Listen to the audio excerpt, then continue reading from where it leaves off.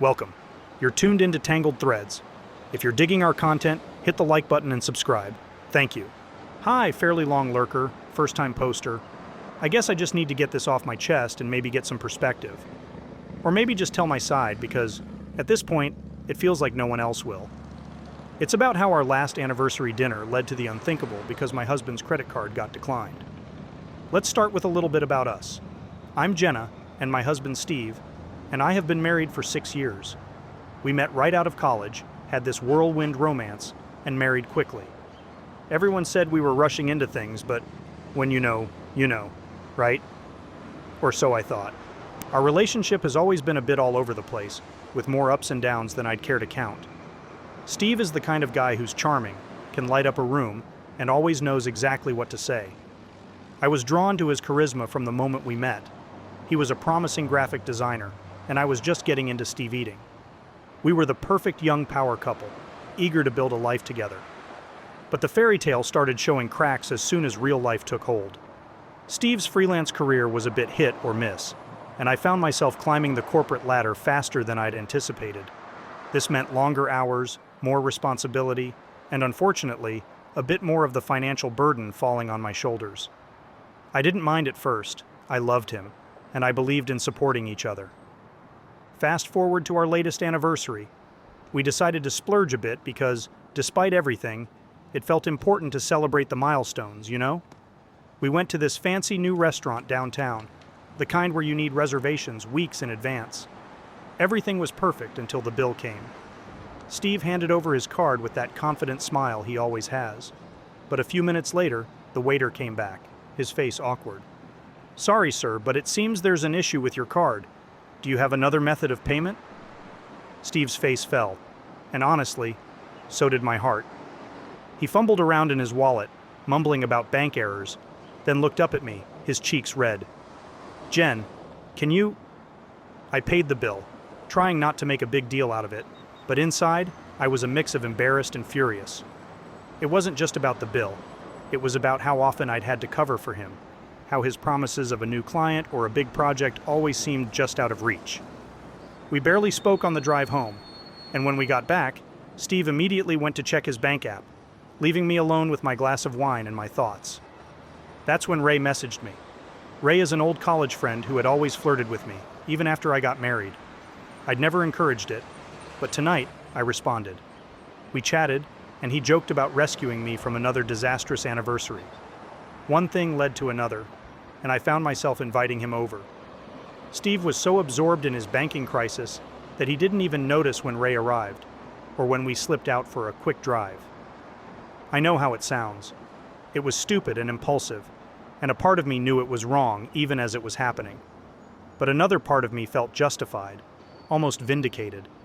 Like, if Steve couldn't even handle a dinner date, how could I rely on him for the bigger things? How could our future hold up if our past was filled with bounced checks and broken promises? Ray and I ended up at his place, and yes, one thing led to another. It was a mistake, a big one, and I knew it the moment I left his house. The guilt was overwhelming, but so was this deep-seated resentment towards Steve and our financial imbalance. I got home before Steve even realized I was gone.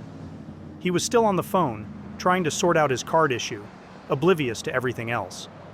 I sat on our bed, watching him, feeling so disconnected from the man I married. When he finally hung up, he started apologizing for ruining our night, not knowing he had only seen the tip of the iceberg. I haven't told him about Ray, and I don't know if I will. Maybe I'm a coward, or maybe our marriage was already over long before Ray came back into my life. But I keep thinking about how things might have been different if just once, Steve had been the one to save the day, not me. So there it is, Reddit. My confession. I cheated because a declined credit card on our anniversary was the last straw in a haystack of disappointments. Am I trying to justify my actions? Maybe. But when you're constantly picking up the slack, at what point do you drop everything and just stop? Anyway, thanks for letting me vent. Update. Hey, it's Jenna again. Some of you might remember my post from a while back about my anniversary dinner that didn't go as planned, and what happened with an old friend afterward. I've read through every single one of your comments. Thanks for all the perspectives, even the harsh ones. I've had a lot to think about since then, and I wanted to share an update. After everything that happened with Ray, I spent a lot of nights awake, thinking about what I did and what it meant for my marriage.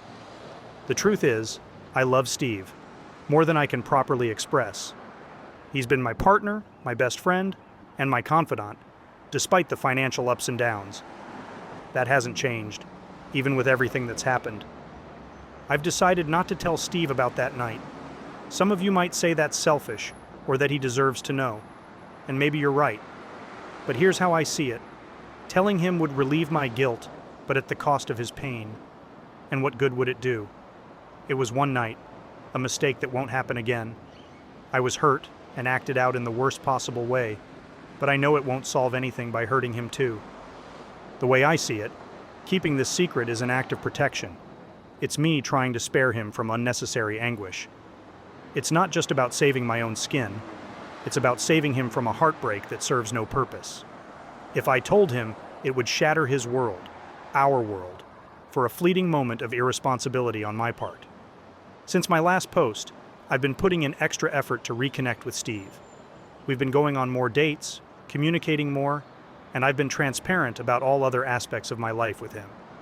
We've started planning a trip to Europe next summer, something we've both always wanted to do, but kept putting off due to financial strain or work commitments. And it's been working. We're laughing more, and those silences that used to feel so heavy now are filled with quiet understanding. It feels like we're finding our way back to each other, slowly but surely. I'm also seeing a therapist now, working through my feelings of resentment and understanding my impulses better. It's helping, talking to someone impartial who can guide me through my emotions and decisions without judgment. To those of you who think I'm justifying my actions, maybe I am. But I'm also trying to be practical. Love isn't just about grand gestures or brutal honesty. Sometimes it's about what you choose to bear yourself, to protect the ones you love. I'm not looking for absolution or approval. I guess I just wanted to put this out there, to say that sometimes the hardest decisions are the ones you live with in silence. And maybe someone out there understands, or needs to hear that they're not alone in making a choice like this. Thanks for reading. I won't be updating anymore after this. I need to focus on my marriage, on being the best wife I can be, for both our sakes. Update 2. Hey Reddit, it's Jenna again. I know I said I wouldn't update anymore, but I guess I need to talk about it. After my last update, where I decided not to tell Steve about everything, things were looking up for us. Or so I thought. I was committed to making our marriage work, focusing on the positive, and leaving that one terrible decision in the past. But then, everything got complicated. Again. Ray, the guy I had that slip with, didn't just disappear from my thoughts as I had hoped he would. Despite my initial resolve to cut ties and focus on my marriage, staying away from him proved harder than I anticipated. It started with a few texts here and there, innocent at first, or so I would tell myself.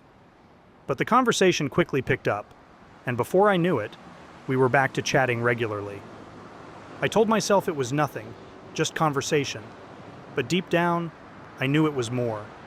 It was the excitement, the ease of connection, the way he made me feel. It was all too good, too easy. And as much as I hate to admit it, I found myself drawn back to him. One thing led to another, and we met up again. Just for coffee, I told myself, just to talk. But it didn't stop there, and I found myself repeating the same mistake I had vowed never to make again. And this time, it wasn't just a one-time slip. We've continued seeing each other, and I feel like I'm living a double life. I love Steve, I truly do. But with Ray, it's different. It's less about love and more about escape.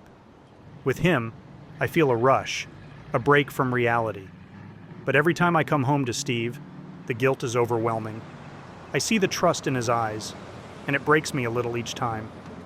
I keep asking myself how I ended up here, how I let things get this far. The worst part?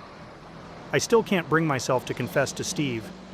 Part of me fears destroying what we have over something that feels so detached from the rest of my life. But I know that's just an excuse, a way to justify my ongoing actions. I'm at a crossroads, and I don't know which path to take. Do I end things with Ray for good? Try to focus on my marriage, and hope I can suppress these urges? Or do I come clean to Steve, risking everything we've built over a fleeting thrill. I'm seeing my therapist more often now, trying to understand why I'm doing what I'm doing, why I'm sabotaging my own happiness. It's a tough journey, full of uncomfortable truths about myself and what I want from life. Thanks for letting me spill this out. Maybe just writing it down will help me see things clearer, or maybe some of you have been here and can offer a word of advice or two. I'm not proud of where I am, but I'm trying to figure it out, one day at a time. Damn, this one makes me borderline sick to my stomach. Women just casually do things like this and post about it. Anyways, let us know your thoughts in the comments section below. When you subscribe, be sure to click the notification bell. Click here for more Tangled threads.